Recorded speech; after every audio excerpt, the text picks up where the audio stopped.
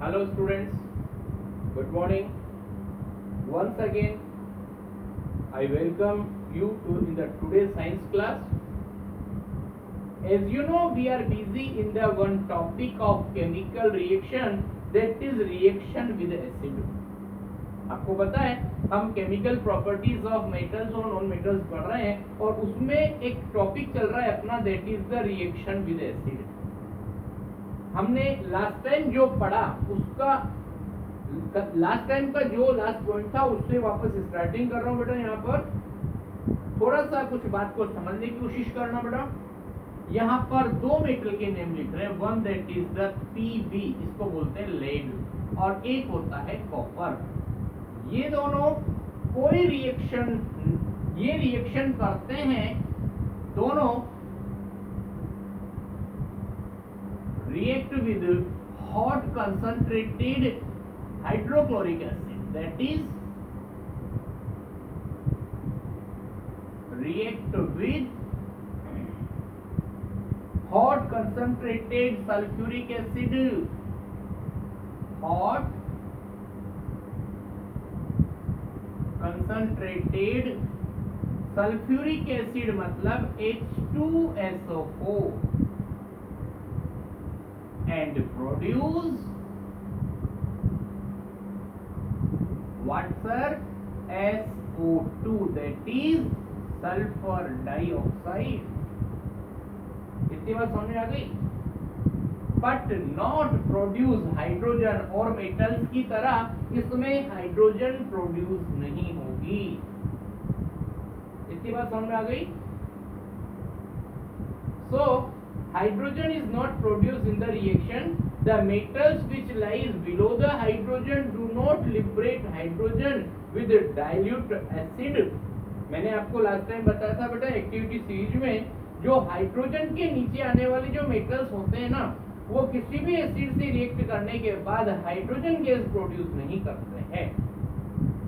The reaction of nitric acid with metals is different from dilute hydrochloric acid or dilute sulfuric acid.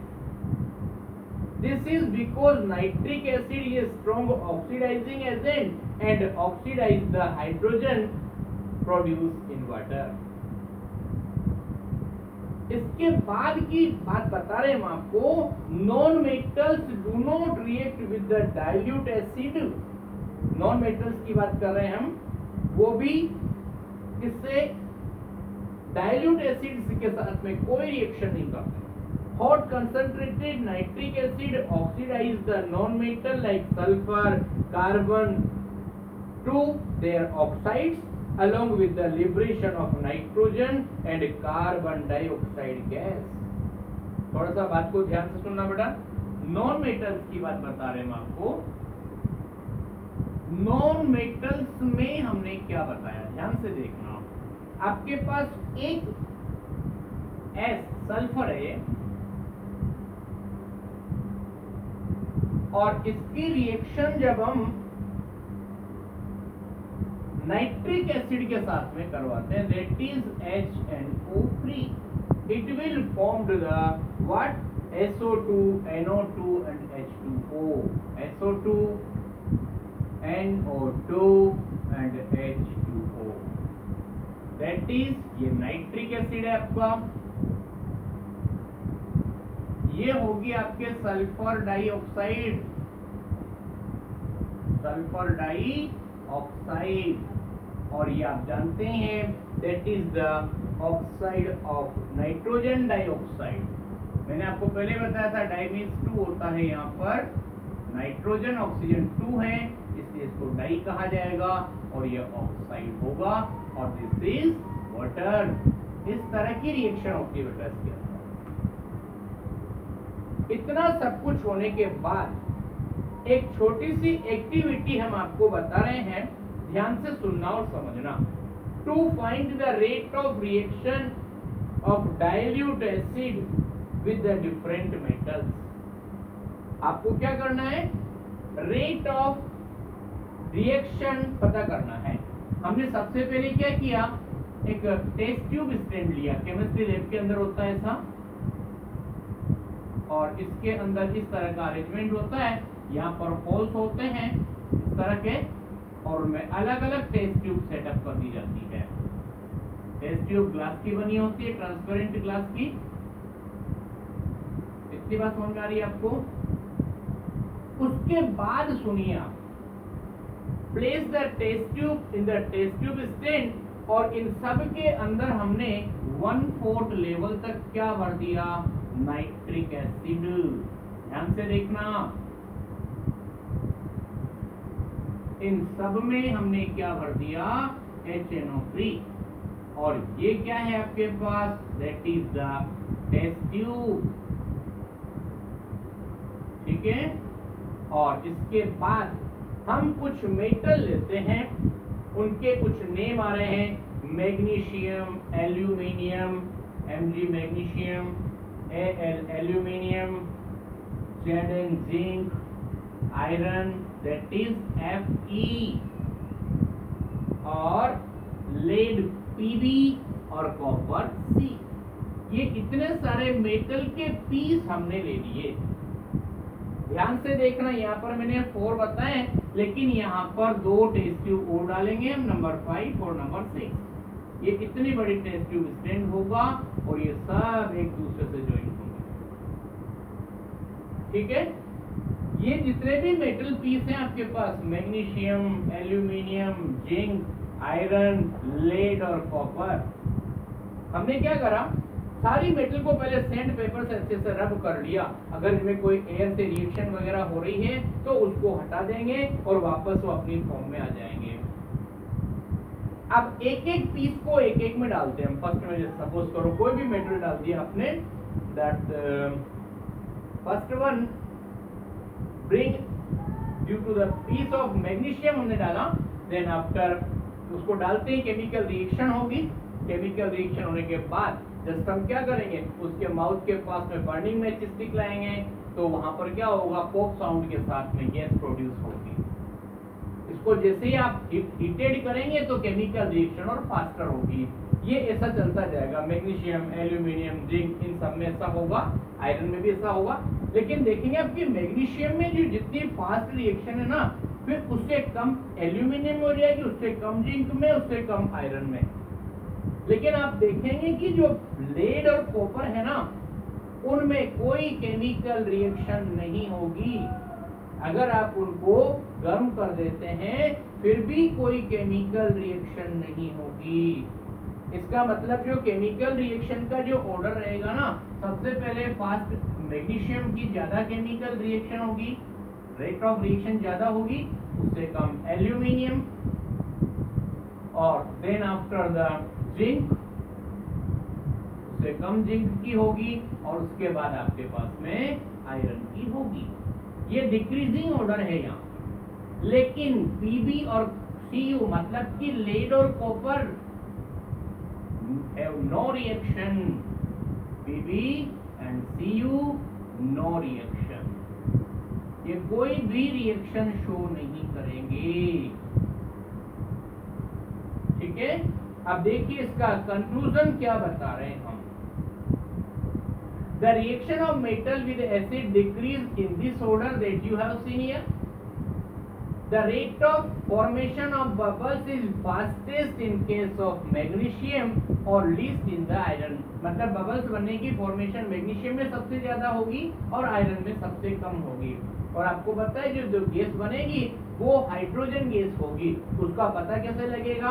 जब आप burning match stick उसके साथ पास में लेके जाएंगे तो वो बर्न होगी पॉप साउंड के साथ में, जब बर्निंग मैच स्टिक उसके पास ले जाएंगे तो। और टेस्ट ट्यूब भी थोड़ा सा हॉट होगी क्योंकि ये रिएक्शंस क्या होती हैं? एक्सोथर्मिक रिएक्शंस होती हैं। पहले भी शायद हमने बताया था आपको। मतलब हीट के हिसाब से जितनी भी केमिकल रिएक्शंस होती है ना, वो 2 टाइप्स होती है, एंडोथर्मिक और एक्सोथर्मिक। एक्सोथर्मिक वो होती हैं जिनमें हीट प्रोड्यूस होती है, और एंडोथर्मिक वो होती हैं जिन केमिकल रिएक्शन को करवाने के लिए हमें हीट देनी पड़ती है। ओके, ये एक टॉपिक आपका कंप्लीट हुआ, और उसके बाद हम सेकंड टॉपिक की बात कर रहे हैं, that is the reaction with basis. Now please look, that is the reaction with bases. आपने 7th क्लास के अंदर बेसेस के बारे में पढ़ा होगा और ये आपका 4th पॉइंट होगा, that is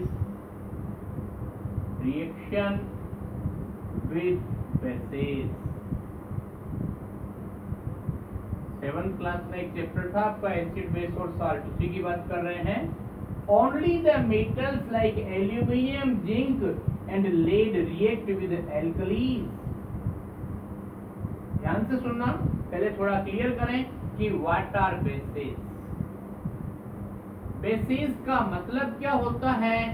softy to touch, किसी को चीज को छूने से अगर साबुन जैसी फीलिंग आती है, दैट मीन्स बेसिस। और एल्कलीज कौन होते हैं? एल्कलीज वो होते हैं bases that are dissolved in water। तो ये वाली बात का थोड़ा डिफरेंस समझना। बेसेस कौन होते हैं? जो टच करने पर सॉफ्टी फीलिंग देते हैं। ऐसे बेस जो वाटर के अंदर डिसॉल्व हो जाते हैं, उनको हम बोलेंगे एल्कलीज। तो यहाँ पर हम बता रहे हैं आपको कि एल्यूमिनियम, जिंक और lead react with alkalis. Aluminium, zinc और लीड, ध्यान रखना, एल मतलब एल्यूमिनियम, जेड मतलब जिंक और पीबी मतलब लीड, ये किससे रिएक्ट करती हैं? With alkalis. एल्कलीज का मीन समझ में आ गया? Bases that are dissolved in water. And potassium alkalis, alkalis किस किस के होंगे? That is sodium hydroxide NaOH, और एक होता है potassium hydroxide, that is KOH। थोड़ा रिएक्शन देखना बेटा। फर्स्ट नंबर आपके पास में 2 एल्यूमिनियम है यहाँ पर, और इसकी रिएक्शन हम किससे कराते हैं?